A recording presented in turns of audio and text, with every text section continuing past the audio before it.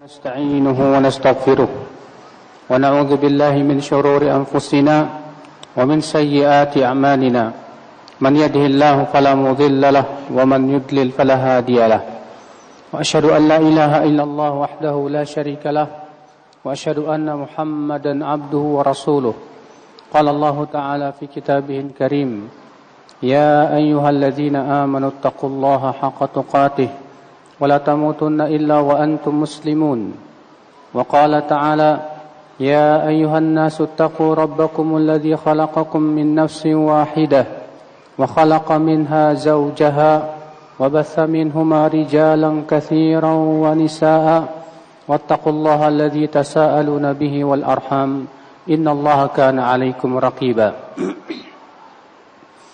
وقال تعالى يا أيها الذين آمنوا اتقوا الله وقولوا قولا سديدا يصلح لكم أعمالكم ويغفر لكم ذنوبكم ومن يطع الله ورسوله فقد فاز فوزا عظيما أما بعد فإن أصدق الحديث كتاب الله وخير الهدي هدي محمد صلى الله عليه وسلم وشر الأمور محدثاتها وكل محدثة بدعة وكل بدعة ضلالة وكل ضلالة في النار.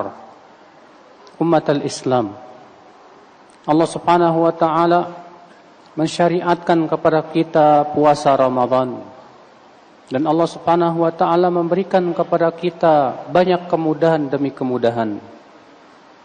Ketika Allah menyebutkan tentang puasa Ramadan, Allah menyebutkan syahrul Ramadan alladzi unzila fihi al-Qur'an hudan linnas wa bayyinatin minal huda wal furqan.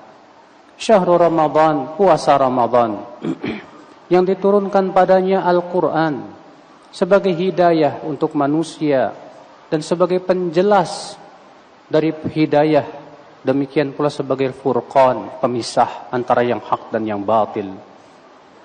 Faman syahida minkum syahra falyasum, siapa yang melihat bulan Ramadan itu hilal, hendaklah ia berpuasa. Faman syahida minkum syahra falyasum wa man kana maridan aw ala safarin fa iddatun min ayyamin ukhar. Dan siapa yang sakit atau ia sedang safar bepergian jauh namun ia tidak berpuasa, maka hendaklah ia ganti dengan hari-hari yang lain jika ia tidak berpuasa. Kemudian Allah mengatakan yuridullahu bikumul yusr. Allah menginginkan untuk kalian kemudahan dan Allah tidak menginginkan untuk kalian kesusahan. Subhanallah, Allah Subhanahu wa taala tidak menginginkan kesulitan bagi kita umat Islam. Dan Allah tidak pernah menjadikan agama ini sesuatu yang menyulitkan. Allah berfirman, "Wa ma ja'ala 'alaikum fid dini min haraj." Dan tidaklah Allah jadikan untuk kalian dalam agama ini sesuatu yang menyusahkan. Maka dari itulah ya akhal Islam, Islam adalah agama yang memberikan kemudahan kepada pemeluknya, tidak memberikan kesusahan dan kesulitan. Namun bukan artinya kemudahan di sini disesuaikan dengan selera manusia. Akan tetapi kemudahan di sini tentu sesuai yang Allah syariatkan kepada hamba-hambanya. Lihatlah di bulan Ramadan ini betapa Allah berikan kemudahan kepada kita berpuasa di bulan Ramadan. Allah wajibkan hanya dari semenjak terbit fajar sampai terbenam matahari. Dan bandingkan dengan puasa orang-orang sebelum kita. Puasa orang-orang sebelum kita itu 24 jam. Dari maghrib sampai maghrib kembali.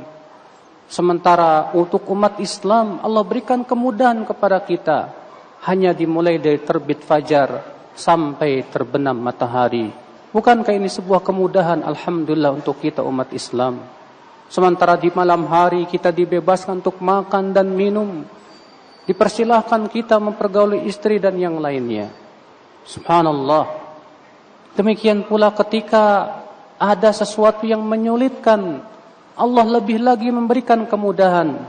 Allah mengatakan, siapa di antara kalian yang sakit atau ia bepergian jauh dan ternyata ia tidak berpuasa, hendaklah ia mengganti di hari-hari yang lain.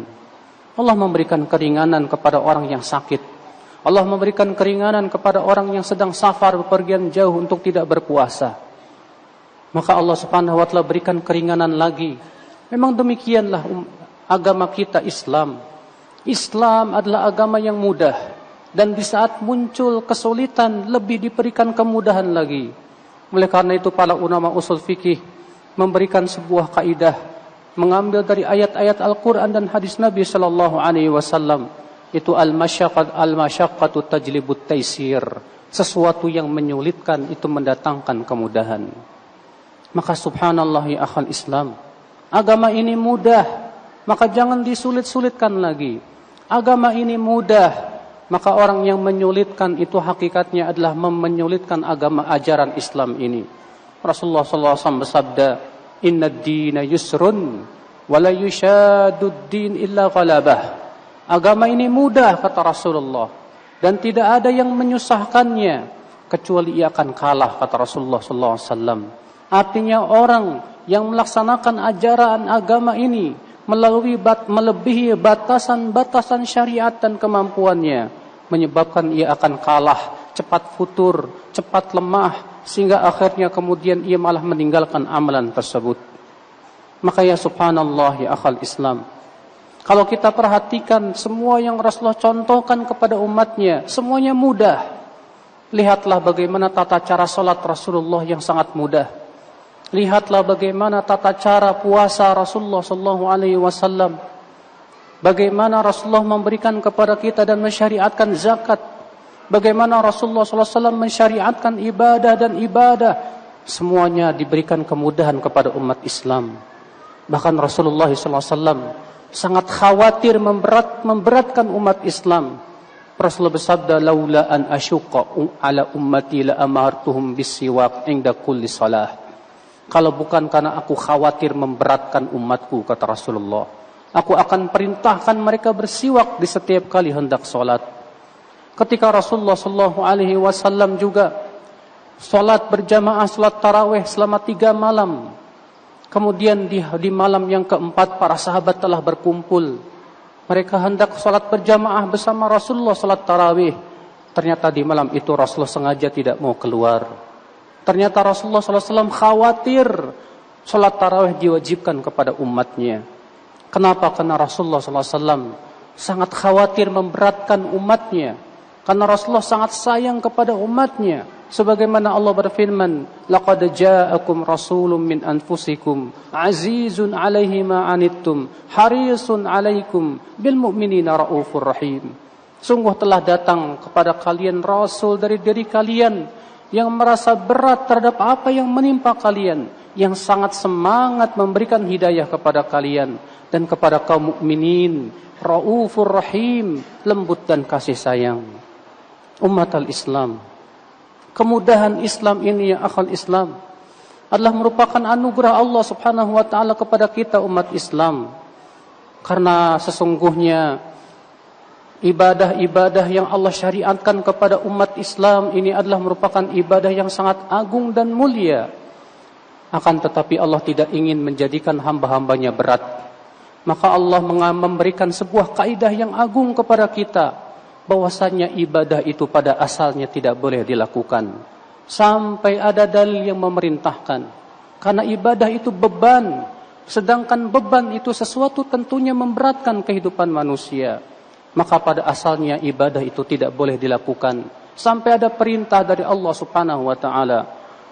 Rasulullah SAW bersabda, "Man 'amila 'amalan laisa 'alaihi amruna fahuwa raddun." Siapa yang mengamalkan suatu amalan yang tidak ada perintahnya dari kami, maka ia tertolak. Sementara masalah dunia, karena itu merupakan kesenangan manusia dan kita semuanya, maka Allah berikan sebuah kaidah kepada kita bahwa pada asalnya itu halal, boleh dinikmati.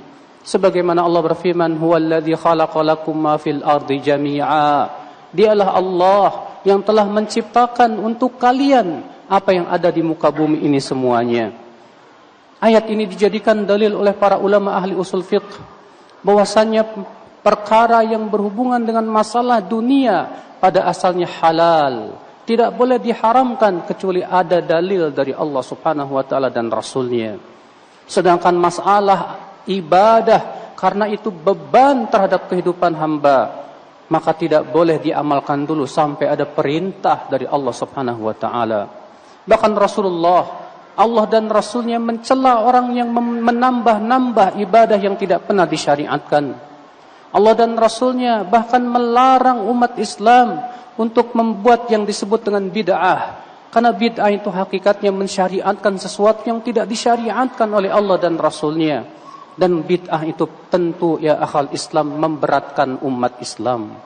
Karena itu tidak disyariatkan oleh Allah dan Rasulnya.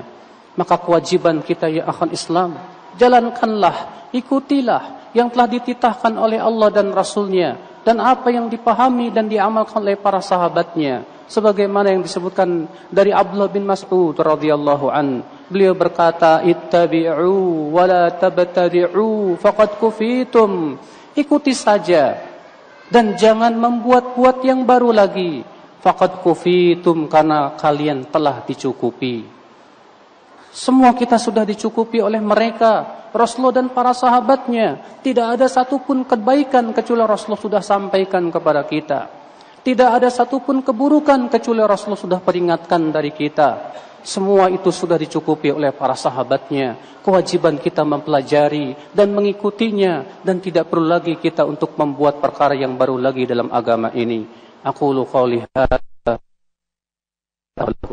Alhamdulillah. Wassalatu wassalamu ala Rasulillah Nabiyyina Muhammadin wa alihi wa sahbihi wa man walah. Wa asyhadu an la ilaha illallah wahdahu la syarika lah. Wa asyhadu anna Muhammadan abduhu wa rasuluh. Ummatal Islam. Dan ucapan firman Allah Subhanahu wa taala tadi, yuridullahu bikumul yusr wa la yuridu bikumul usr. Allah menginginkan untuk kalian kemudahan dan tidak menginginkan dari kalian kesulitan. Bukan berarti kemudian kemudahan itu disesuaikan dengan selera dan hawa nafsu kita. Sebab selera dan hawa nafsu manusia pada hakikatnya selalu condong kepada keburukan. Sebagaimana Allah berfirman, innan nafsa la'ammaratun bisu. Sesungguhnya hawa nafsu, jiwa manusia itu selalu menyuruh kepada keburukan. Karena manusia lebih senang kepada syahwat. Maka dari itulah ya akhwal Islam, jangan jadikan parameter kemudahan itu adalah sesuai dengan selera dan hawa nafsu kita, akan tetapi tentunya sesuai dengan syariat yang Allah syariatkan kepada kita. Kecuali bagi mereka yang mempunyai hati yang bening, yang hatinya senantiasa mengharapkan ridha Allah, maka di saat itu hati tersebut akan bisa merasakan kebenaran. Sebagaimana ada seorang sahabat datang kepada Rasulullah SAW bertanya tentang kebaikan, maka Rasulullah SAW bersabda, istafti qalbak, coba minta fatwa kepada hatimu itu. Fa innal birra matma'annat ilaihin nafs watma'anna ilaihil qalb.